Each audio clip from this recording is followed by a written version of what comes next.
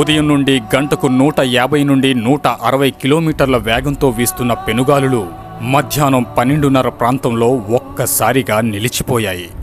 అంతవరకు తుఫాన్ తీవ్రతను ఎదుర్కొంటున్న ప్రజలు ఒక్కసారిగా తమ ఊపిరి పీల్చుకున్నారు.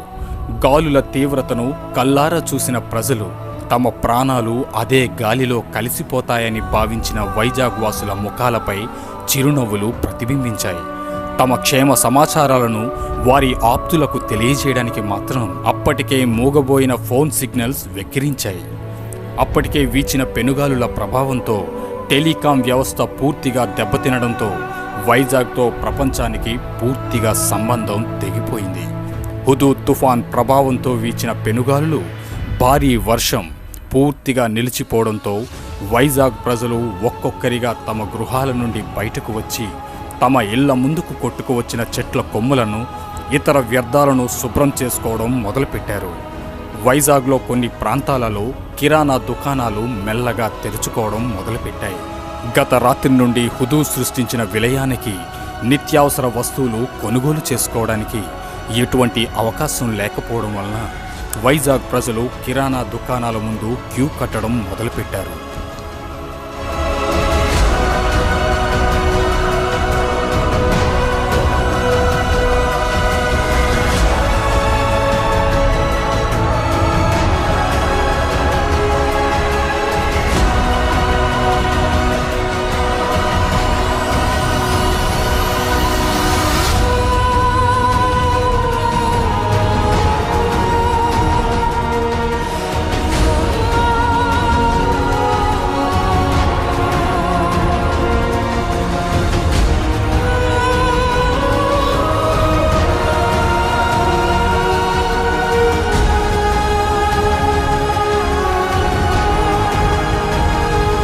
అయితే వైజాగ్లో సామాన్య వ్యక్తికి తెలియని ఒక భయంకరమైన నిజం భారత వాతావరణ శాఖకు, రాష్ట్ర ప్రభుత్వానికి తెలుసు. సమాచార వ్యవస్థ పూర్తిగా దెబ్బతినడం వలన అప్పటికే మీడియాలో వస్తున్న తుఫాన్ గూర్చిన తాజా సమాచారం వైజాగ్ వాసులకు అందలేదు. ఈ తుఫాన్ తీవ్రత మరింత బలంతో కాసేపట్లో వైజాగ్పై విరుచుకు పడుతుందని, తుఫాన్లో అతి ముఖ్యమైన ఘట్టం తీరం దాటడం అనే ప్రక్రియ ఇంకా జరగలేదు. తీరాన్ని దాటే సమయంలో గాలుల తీవ్రత మరింత ఎక్కువగా ఉంటుంది. కొద్దిసేపు ప్రశాంతంగా కనిపించనని చెప్తున్నారు. తుఫాన్ తీరాన్ని దాటిన తర్వాత ఇప్పుడు వీస్తున్న గాలులు వ్యతిరేక దిశలో వీచే అవకాశం ఉంటుందని చెప్తున్నారు. కాబట్టి ప్రజలు చాలా అప్రమత్తంగా ఉండాలని చెప్తున్నారు.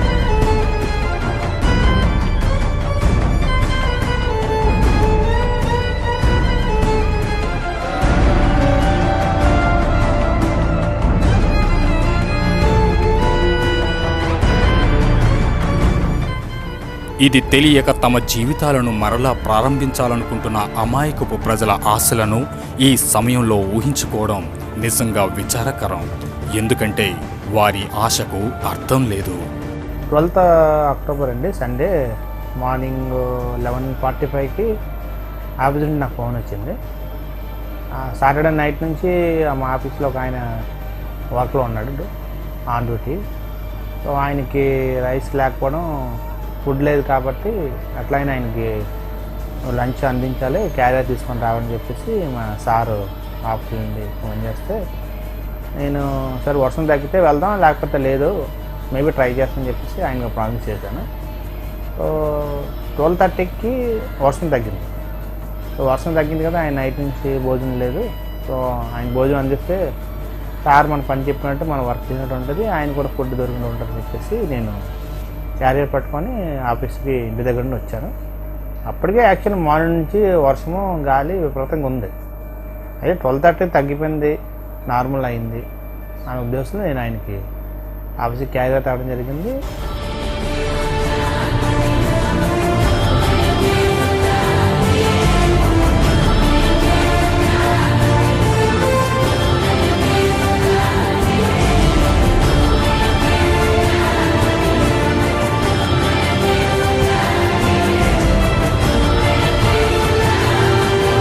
అంతవరకు తన ప్రచండ గాలులతో విరుచుకుపడిన ఈ హుదూద్ ఒక్కసారిగా ఎందుకు ప్రశాంతంగా మారిపోయింది? తాను సాగిస్తున్న విలయ బీభత్సానికి ఆ విరామం ఎందుకిచ్చింది? నిరాటంకంగా సాగుతున్న ఈ తుఫాన్ ప్రయాణంలో ప్రశాంతంగా ఉన్న ఆ ప్రదేశాన్ని తుఫాన్ కన్ను అంటారు. తీవ్రంగా ఉన్న తుఫాన్లో ఉన్న మధ్య భాగాన్నే తుఫాన్ కన్ను అని పిలుస్తారు. తుఫాన్ కన్ను ఉన్న ప్రదేశం చుట్టూ తీవ్రమైన వాతావరణం ఉన్నప్పటికీ ఈ స్థలంలో మాత్రం చాలా ప్రశాంతంగా ఉంటుంది. ఈ ప్రశాంతమైన స్థలం వైజాగ్ సిటీపై ప్రయాణించే ఆ సమయంలోనే కాసేపు ప్రశాంత వాతావరణం నెలకొన్నదని వాతావరణ అధికారుల వివరణ. ఈ తుఫాన్ కన్ను సిటీ దాటాక ఇంతకు ముందు వీచిన గాలుల కంటే మరింత వేగంగా తుఫాన్ ప్రభావం ఉంటుందని వైజాగ్ ప్రజలకు తెలియదు. ఎందుకంటే వైజాగ్ వాసులు ఇంతకు ముందెన్నడూ ఇటువంటి తీవ్ర తుఫాన్ను ఎదుర్కొనలేదు.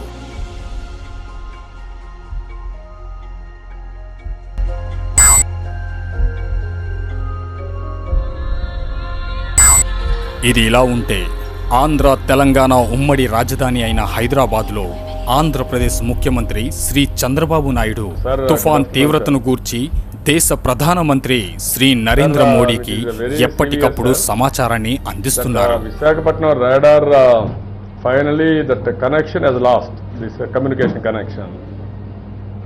Sir we are working on that. It is that I has crossed. Total cyclone didn't cross. It will take 3-4 hours, sir, for that. We have to analyze, sir, what is the damage. We are working on that. All men and material we have mobilized. Now we have to go for rescue and rehabilitation operations. Sir. We are doing, sir. I am thankful to you, sir. Government of India has done extremely well. I will be in touch with you, sir. Evening I am going to Visakhapatnam. I will do everything possible, sir. Sir. Yes, sir. Anything, sir, I will be in touch with you, sir. We need all our cooperation, sir. You have done extremely well, sir. Government of India. Thank you, sir. Thank you, sir. Thank you. ఇంకా అందుకే ప్రధానమంత్రి గారు last line ఉంది, మళ్ళీ 1 or 2 hours తర్వాత మనం మళ్ళీ రచనలోకి వస్తాను. మీరు యాక్చువల్ పొజిషన్ చెప్తా ఉండండి. మీకు ఏం కావాలన్నా గవర్నమెంట్ ఆఫ్ ఇండియా పూర్తిగా సహకరిస్తాం, అన్ని విధాల సపోర్ట్ ఎక్స్టెండ్ చేస్తాం. ఇది మన డ్యూటీ. ఎట్లా ప్రజలకు మనం చేయాలో చేద్దాం, ఇద్దరం కలిసి. నేను కూడా పూర్తిగా సహకరిస్తానని హామీ ఇచ్చాను. అంతేకాక విశాఖపట్టణ అధికారులకు తుఫాన్ ప్రభావిత ప్రాంతాలలో సహాయక చర్యలపై స్పష్టమైన ఆదేశాలు జారీ చేస్తున్నారు. ఈ దశలో విశాఖపట్టణానికి తక్షణమే బయలుదేరాలని నిర్ణయించుకున్నారు. సీఎం గారు మీకు తెలుసో తెలీదో ప్రతి గంటకి నాకు ఫోన్ వచ్చేది అన్నమాట. ఇప్పుడు ముందు రోజు వచ్చింది, 11వ తారీఖున వచ్చింది. ఎలా ఉంది సార్ కండిషన్స్, ఇది నైట్ ఫోన్స్ కండిషన్స్, ఇది మేము కూడా చాలా సులువుగానే తీసుకున్నాం వాస్తవం. అంటే ఎప్పుడు ఇలాగే వస్తున్నది సార్ నేను అని చెప్పాను అన్నమాట. లేదు ఇమీడియట్గా అలర్ట్ అవ్వండి. మరుసటి రోజు ఉదయం ఫోన్స్ వస్తున్నాయన్నమాట. అప్పుడు సిగ్నల్స్ కట్ అవ్వడం మొదలుపెట్టాయన్నమాట. చెప్పిన వినిపించకంట 7 గంటల నుంచి స్టార్ట్ అవుతుంది సిగ్నల్స్ కట్ అవ్వడం ఇవన్నీ కూడా. సో వాళ్ళు కూడా భయం ఉంది, ఇమీడియట్గా స్టార్ట్ అవుతామని చెప్తున్నారన్నమాట. స్టార్ట్ అవుతామని చెప్పి అనేది వాట్ ఈస్ విశాఖపట్నం రావడానికి ఎయిర్పోర్ట్ అప్పటికే పూర్తి కొట్టింది. సో ఇంకా నో మోర్ ఫ్లైట్స్ ల్యాండింగ్. ఎందుకంటే ఆ రోజు ఉదయం 9 గంటలకి మా సన్ కూడా వెళ్ళాలన్నమాట హైదరాబాద్. సో అక్కడ నో ఫ్లైట్స్. సో దాన్ని బట్టి సీఎం గారికి మరి విశాఖపట్నం రావాలంటే అంటే మాకు కమ్యూనికేషన్ పూర్తి డెడ్ అయిపోయింది. ఇంకా సీఎంకి మాకు కమ్యూనికేషన్ డెడ్ అయిపోయింది ఇంకా అంతేనే. తర్వాత మాకు తెలిసింది ఏంటంటే మాకు ఇస్తున్న కలెక్టరేట్లో రిపోర్ట్ చేయాలంటే సీఎం గారు విజయవాడ వస్తున్నారు, విజయవాడ నుంచి మళ్ళీ బాండ్ రోడ్ వస్తారని చెప్పేసి. సో ఇవి మేమేమో ఎక్కడికి వెళ్తే ప్రజలకి అందరికీ కూడా తెలియజేస్తున్నాం అన్నమాట. సీఎం గారు వస్తారు, మనకి ఈ కష్టం జరిగిన దానికి అతను స్వయంగా అతనే దగ్గరుండి ఆర్గనైజ్ చేస్తారని చెప్పేసి ఒక ప్రజల్లో మాకు కూడా ఒక సెల్ఫ్ కాన్ఫిడెన్స్ వచ్చిందన్నమాట. తర్వాత అందరికీ తెలిసిన విషయమే, ఫ్రమ్ విజయవాడ నుంచి విశాఖపట్నం రావాలంటే రోడ్లన్నీ కూడా పూర్తిగా కొట్టాయి, చెట్లు అన్నీ. సో అది ఇంకా కన్వే ఇచ్చినా సరే నైట్ టైం ఎక్కడ ఆన్ ద హైవే ఉండిపోవాలి. సో అర్లీ అవర్స్లో మార్నింగ్ 5 o'clock ఎంతగా బయలుదేరి మార్నింగ్ సీఎం ఏమో ఇక్కడ 8 o'clock ఎంతగా వచ్చి అప్పటి నుంచి ఆపరేషన్ స్టార్ట్ చేయడం జరిగిందన్నమాట. ఇది జరిగిన విషయం. సో ఆన్ 12th కూడా మాకేంటంటే ఇన్స్ట్రక్షన్స్ ఏంటంటే జరిగిన డ్యామేజ్ వితిన్ 2 hours మనం క్లియర్ చేయాలి అని చెప్పేసి చంద్రబాబు గారి ఆదేశాలు అన్నమాట. అండ్ అతని ఆదేశాలు ఇవ్వడమే కాకుండా స్వయాన అర్బన్ డెవలప్మెంట్ మినిస్టర్ మన నారాయణ గారు కూడా విశాఖపట్నంలోనే ముందు రోజు వచ్చి ఏదైతే 11th నైట్ బయలుదేరి ఎర్లీ మార్నింగ్ మధ్యాహ్నం 3 గంటలకు బయలుదేరి 12th ఎర్లీ అవర్స్ వచ్చేసారన్నమాట. సో అతను కూడా మాకు పూర్తిగా ఎప్పటికప్పుడు ప్రెషర్ ఇచ్చేవారన్నమాట. 12 గంటలకి ఎప్పుడైతే తుఫాన్ తగ్గిందో అప్పుడే మేము రోడ్ల మీద వెళ్ళామన్నమాట. ఏదైతే ఈ ట్రీస్ అవన్నీ ఆపరేషన్స్ స్టార్ట్ చేయడం కోసం చెప్పి విత్ జిఎంసీ సిబ్బంది అవన్నీ.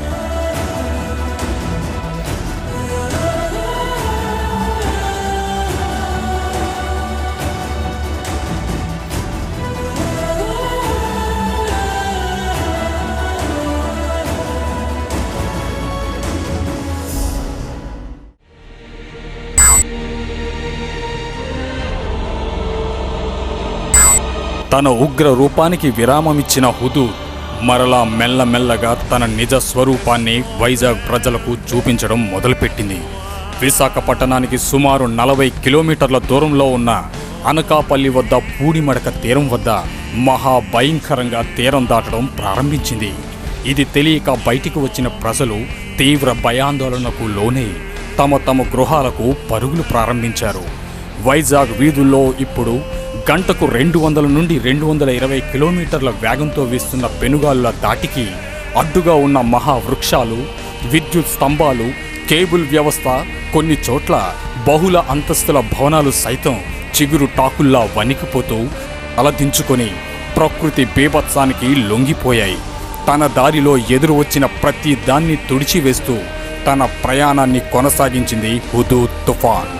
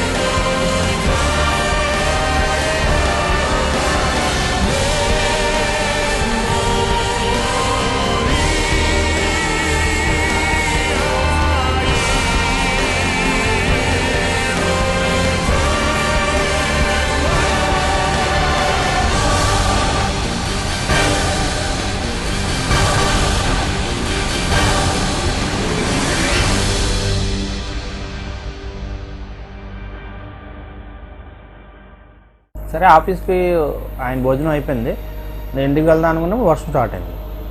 సో నేను ఆఫీస్లో కూర్చొని పోదాం అనుకున్నాను, ఎందుకంటే వర్షం ముందు 12:30 వరకు వచ్చిన వర్షం వేరే, గాలి వేరే. ఈ 1 o'clock అంటే 12:55కి వర్షం స్టార్ట్ అయింది. ఎక్కువ గాలి, ముందు ఏ విధంగా వస్తుందో దానికి రెట్టింపుగా డబుల్ స్పీడ్లో గాలి ఎక్కువ వస్తుంది. బయటకు వెళ్తే కష్టం, ఆఫీస్లో ఉంటే నేను సేఫ్. నేను 5th floor మా ఆఫీసు, బయటకు వచ్చి చూస్తుంటే నా ముందే రోడ్డుకి ఇట్లా పడుతున్నాయి. పబ్లిసిటీకి అక్కడక్కడ హ్యాంగ్ చేసే బోర్డ్స్, రేకులు అన్నీ కూడా బోర్డు అట్లా పడుతున్నాయి. నేను ముందుగా బయలుదేరాను, బిగ్ బజార్ దగ్గరకు వచ్చాను. అక్కడ ఫ్లైఓవర్ ఉంది, విపరీతమైన గాలి, నేను కదలడానికి నాకు లేదు. సరే కొంచెం దగ్గరికి వచ్చాను కదా, ఎంతసేపు 2 minutes మన ఇంటికి వెళ్ళిపోతుంది. నేను ముందుగా బయలుదేరాను. ఎల్ఐసి సర్కిల్ దగ్గరికి వచ్చినప్పుడు అస్సలు నేను నా యాక్సిడెంట్ ఫుల్గా ఇస్తున్నాను. per kilometer per hour 80-90లో నేను ఇస్తున్నాను నా వెహికల్ సంబంధించి. గాలి మేబీ 200, 190, 200 అబోవ్ వస్తుందేమో. నేను ఎంత స్పీడ్గా వస్తున్నా గాలి అడ్డుతుంది, కానీ నా బైక్ ముందుకు పోవడానికి నాకు అవకాశం లేదు. అందులో ఈ చెట్లన్నీ మొత్తం పడిపోయినాయి, హోర్డింగ్స్ అన్నీ పడిపోయినాయి. ఈ ఎల్ఐసి దగ్గర నుంచి డాబాగానికి వెళ్ళే రూట్లో లెఫ్ట్ అంతా చెట్లు పడిపోయింది. సో ఆ రూట్ నేను వెళ్ళడం కావలేదు. ఆపోజిట్ వేలో నేను వెహికల్ వెళ్తున్నాను, ఒకే గాలి.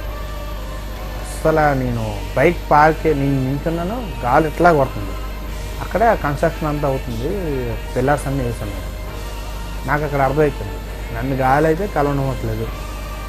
గాలి నా వెహికల్ అయితే నేను పార్క్ చేసి నేను నించున్నా బైక్ ఎగిరిపోయే స్థితిలో ఉంది. సో బైక్ ఎగిరిపోతే ఇంకెట్లా కష్టం అని నేను బైక్ మీద ఇలా నించున్న సైడ్గా సెట్గా ఉన్నాను. ఫ్లాట్గా ఉన్నాను కాబట్టి గాలి అలా కంట్రోల్ అవుతుందని. అయినా గాలి ఎట్లా కొడుతుంది, నాకు అర్థమైపోయింది ఇది ఏదో మంచేస్తుంది, ఏదో ప్రమాదంగా ఉంది. అయితే నేను ఇంటికి లేదంటే ఇక్కడ ఉంటే నాకు చేస్తాడు అని అనిపించింది. కానీ ఇక్కడ ఉంటే నాకు ముందుకెళ్ళే పరిస్థితి అయితే నాకు కనబడలే. నాకు ఆ టైంలో అనిపించింది నేను మేబీ ఇక్కడ చనిపోతానేమో, ఎందుకంటే వాతావరణం అట్లా ఉంది, గాలి అలా ఉంది, నేను కదలనవ్వట్లేదు, నేను ఇక్కడే చనిపోతానేమో నా ఫీలింగ్ నాకు వచ్చింది. ఎందుకంటే నేను ఎగిరిపోతే ఆ రాడ్లో ఉన్నాయి, అక్కడ కన్స్ట్రక్షన్ అవుతుంది, వాటి మీద నేను పడిపోతానేమో. తర్వాత చుట్టూ కన్స్ట్రక్షన్ అవుతుంది కాబట్టి రేకులు నా ముందు ఎట్లా ఎగురుతున్నాయి, ఒక రేకు ఎట్లా వచ్చినా నా నెక్ కట్ అయిపోతుంది.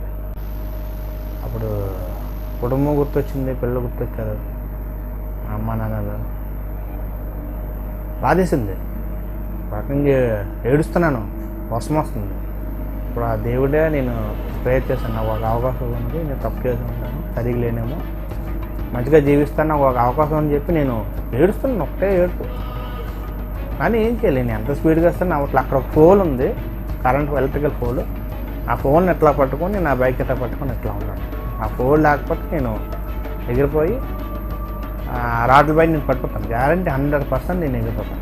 ఆ రాడ్ కనుక ఆ టైంలో నాకు ఆ ఎలక్ట్రికల్ పోల్ అక్కడ లేకపోతే నేను ఈరోజు విధంగా మాట్లాడే అవకాశం లేదు.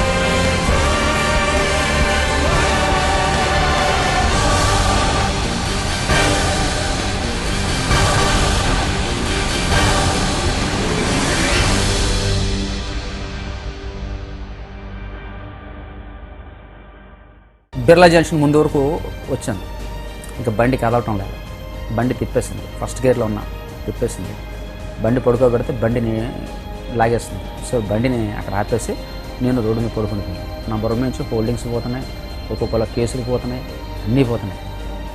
సో పడుకున్నాను, ఒక 4-5 మినిట్స్ పడుకున్నాను. ఈ లోపల పక్కన ఎలక్ట్రిక్ డిపార్ట్మెంట్ ఆఫీసు వాళ్ళు అక్కడ కేకలేస్తున్నారు, వచ్చేయండి వచ్చేయండి. కానీ లెగలేను, తోసేస్తుంది. భూమి మీద పడుకొని వెనక్కి వెళ్ళిపోతాను. సో వెనక్కి వెళ్ళిపోతున్న టైంలోనే కొంచెం మళ్ళీ 5 మినిట్స్కి మళ్ళీ ఒక 2 మినిట్స్ 1 మినిట్ రిలాక్స్ ఇస్తుంది. సో ఆ రిలాక్స్ ఇచ్చిన టైంలో వాళ్ళు పరిగెట్టి వచ్చారు. నేను లెగిసి నుంచున్నాను. సో నుంచునేసరికి నాకు ఇక్కడ కార్డు ఉంటుంది, మీడియా కార్డు. సో అది చూడగానే కొంచెం రెస్పాండ్ అయ్యారు. వెంటనే నన్ను తీసుకుని నా బండిని తీసుకుని రండి సార్ మన ఆఫీస్లో ఉందాం.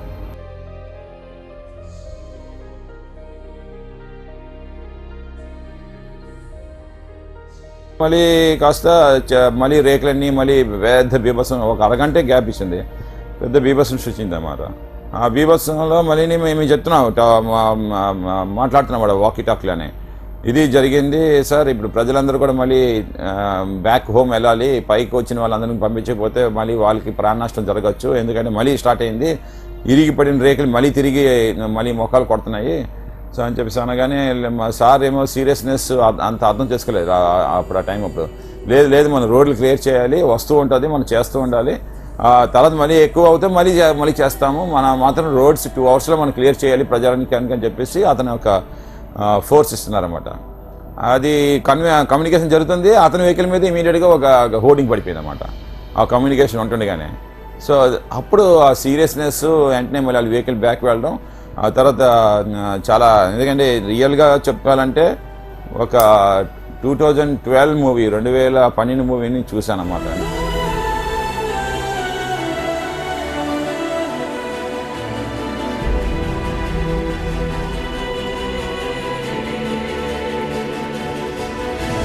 తన ప్రయాణంలో ఎదురు వచ్చిన వాటిని సర్వనాశనం చేస్తూ ఆదివారం రాత్రి 7 గంటల తర్వాత నుండి అర్ధరాత్రి 2 గంటల మధ్య మెల్లమెల్లగా తన ప్రభావాన్ని తగ్గించుకుంటూ విశాఖపట్టణంపై తను పెట్టుకున్న గురిని విజయవంతంగా ముగించింది హుదూద్ తుఫాన్.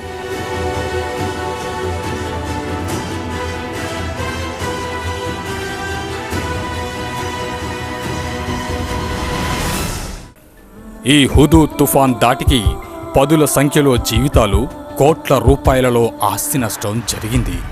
ఈ తుఫాన్ ప్రభావంలో బయటపడిన వారు ఆ భగవంతుణ్ణి మెచ్చుకుంటూ, నష్టపోయిన వారు ఈ ప్రకృతిని, తమ విధిని తిట్టుకుంటూ తమ జీవితాన్ని ముందుకు సాగిస్తున్నారు.